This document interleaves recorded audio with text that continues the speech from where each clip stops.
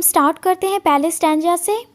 पहले है I wandered lonely as a cloud that floats on high over vales and hills. Wandered का मतलब होता है इधर उधर घूमना फिरना।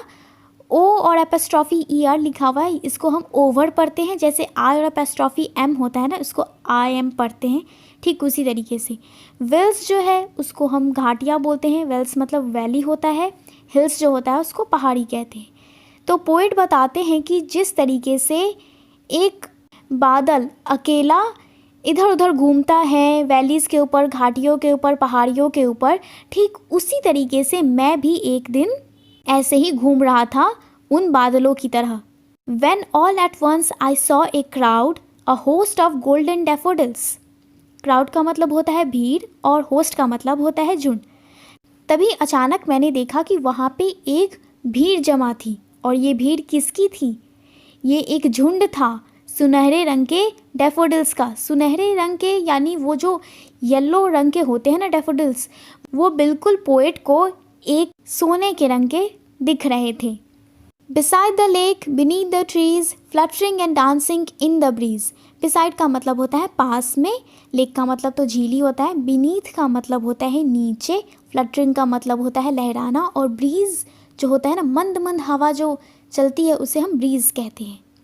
तो इस लाइन में पोएट कह रहा है कि वो जो डैफोडिल्स थे वो झील के किनारे थे और पेड़ों के नीचे थे। वो मानो मंद मंद हवा जो चल रही थी उसमें लहरा रहे थे, मानो नाच कर रहे हों, ऐसे प्रतीत हो रहे थे वो daffodils. Stanza 2। Continuous as the stars that shine and twinkle on the milky way. इस लाइन में पोएट जो है डैफोडिल्स की तुलना उन तारों से कर रहे हैं जो हमारे आकाशगंगा में नज़र आते हैं।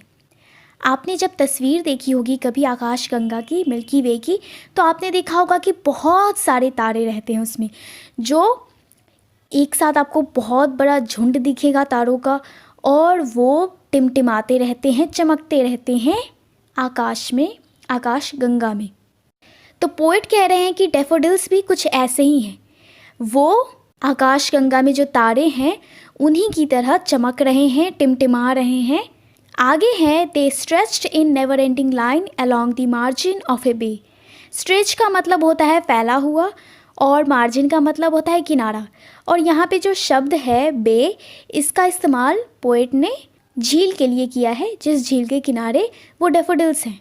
पोएट कह रहे हैं कि ये जो डैफोडिल्स है जो कि झील के किनारे हैं, वो इस तरीके से फैले हुए हैं कि उन्हें देख के लग रहा है कि इनकी जो लाइन उन्होंने लगाई हुई है, डैफोडिल्स की जो लाइन है वो कभी ख़त्म ही नहीं होने वाली है। इस तरीके से वो वहाँ झील के किनारे हैं, वो डैफोडिल्स इस तरीके से उगे हुए हैं वहाँ पे। इसके आगे है 10,000 saw I at a glance, tossing their heads in sprightly dance.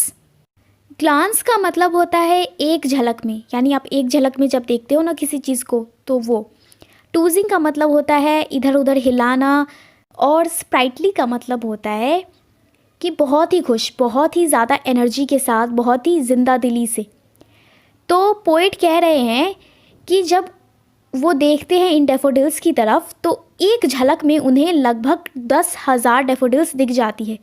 10,000 कहने का मतलब ये नहीं कि 10,000 ही दिखते हैं, यानी कि इतने ज़्यादा हैं कि पोएट को लगता है कि कम से कम तो 10,000 होंगे ही। और ऐसा प्रतीत हो रहा है कि ये जो डैफोडिल्स हैं वो अपना सर हिला रहे हैं और बहुत ही ज़्यादा एनर्जी के साथ, ज़िंदा दिली के साथ वो नाच रहे हैं। आपने देखा होगा ना, जब हवा चलती है तो कोई भी पेड़ हो या फिर कोई भी फूल का पेड़ हो तो वो जो है इधर उधर हिलने लगता है। तो पोएट को ऐसा प्रतीत होता है कि ये जो डैफोडिल्स है अपना सिर हिलाकर नाच रहे हैं, नृत्य कर रहे हैं। Stanza 3। The waves beside them danced but they outdid the sparkling waves in glee. Outdid का मतलब होता है कि किसी के कंपेयर में अच्छा प्रदर्शन करना, या फिर आपका जो परफॉर्मेंस है वो किसी से बहुत ही ज़्यादा बेहतर है। स्पार्कलिंग का मतलब होता है चमकता हुआ, ग्ली का मतलब होता है खुशी।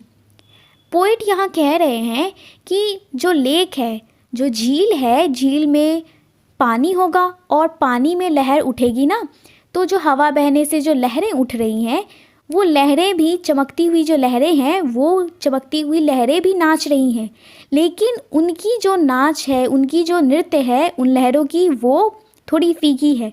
यानी कि हमारे जो डैफोडिल्स हैं वो ज़्यादा ही अच्छे से नृत्य कर रहे हैं। इसका मतलब क्या हुआ कि पोएट कह रहे हैं जो मंद मंद पवन चल रही है उसमें डैफोडिल्स भी नाच रही हैं और झील में जो लहरें उठ रही हैं वो भी नाच रही हैं, लेकिन डैफोडिल्स जो हैं वो कुछ ज़्यादा ही इंजॉय कर रही हैं झील में उठ रहे लहरों के तुलना में। आगे है a poet could not but be gay in such a jocund company. यहाँ गे का इस्तेमाल होमोसेक्सुअलिटी को दिखाने के लिए नहीं है।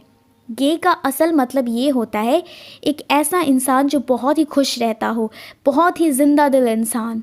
जोकंट जो है, आप कह सकते हो कि गे और जोकंट जो है एक दूसरे के सिनोनिम्स हैं। तो जोकंट जो है उसका भी मतलब होता है कि बहुत ही खुश, बहुत ही जिंदा दिल इंसान। कंपनी का मतलब है यहाँ पे कंपेनियन यानी साथी। तो पोएट इस लाइन में अपने आप को अब डिस्क्राइब कर रहे हैं। वो कहते हैं कि एक पोएट जो है ऐसे जिंदा दिल साथी के साथ, यानी डैफोडिल्स के साथ जो इतने खुश हैं, इतने जिंदा दिल है, उनके साथ एक पोएट हमेशा खुश ही रह सकता है। उसके अंदर भी जिंदा दिली की भावना आ जाएगी, वो भी बहुत ही खुश हो जाएगा।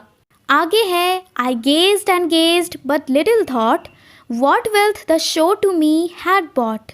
गेज्ड का मतलब होता है लगातार देखना, घूरना, टकटकी लगा के देखना। यहाँ पोएट कह रहे हैं कि वो उन डैफोडिल्स की तरफ देख रहे थे, टकटकी लगाकर देख रहे थे उन डैफोडिल्स की। तभी उनके दिमाग में एक ख्याल आता है और वो ये सवाल करते हैं अपने आप से।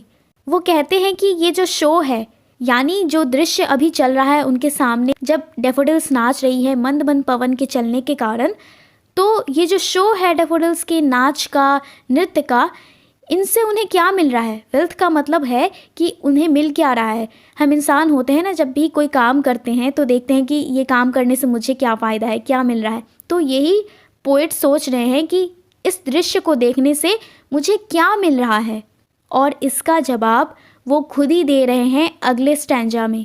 स्टैंजा 4।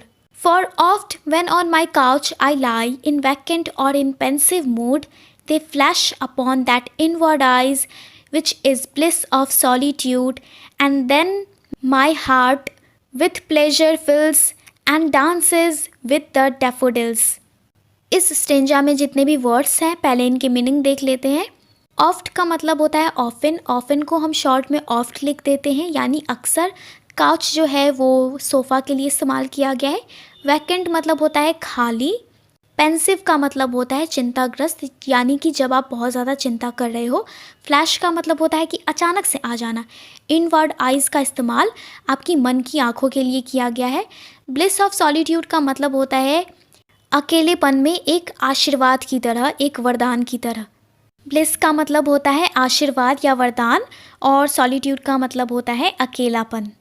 पोएट कहते हैं कि अक्सर जब वो अपने घर पे रहते हैं और अपने घर के जो सोफ़ा है उसके ऊपर वो लेटे हुए होते हैं और उनके दिमाग में कुछ नहीं चल रहा है या फिर कुछ चिंताग्रस्त बातें चल रही होती हैं, वो बहुत ही चिंतित होते हैं, तब क्या होता है कि अचानक ये जो डैफोडिल्स हैं, इनका जो नृत्य उन्होंने देखा था, जो मंद मंद पवन के चलने से नाच रहे थे, तो ये दृश्य जो है उनके मन की आँखों में अचानक आ जाता है।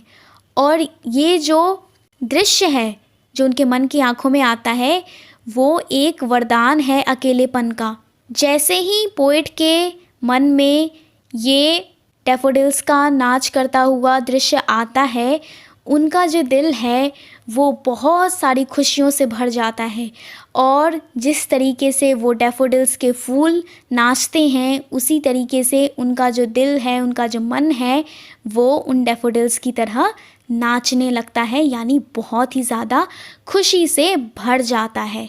यानी कि पोएट की जितनी भी चिंता थी, वो जो अकेलेपन में जो भी चिंता कर रहे थे, वो सारी चिंता जो है वो उन डैफोडिल्स के कारण उनकी ख़त्म हो जाती है। इसीलिए जब भी वो अकेले होते हैं तो इसीलिए वो ये कह रहे हैं कि ये जो डैफोडिल्स का जो दृश्य है वो किसी के अकेलेपन में एक वरदान की तरह है जो किसी के भी मन को खुशियों से भर देता है, जिस तरीके से पोएट का दिल खुशियों से भर जाता है।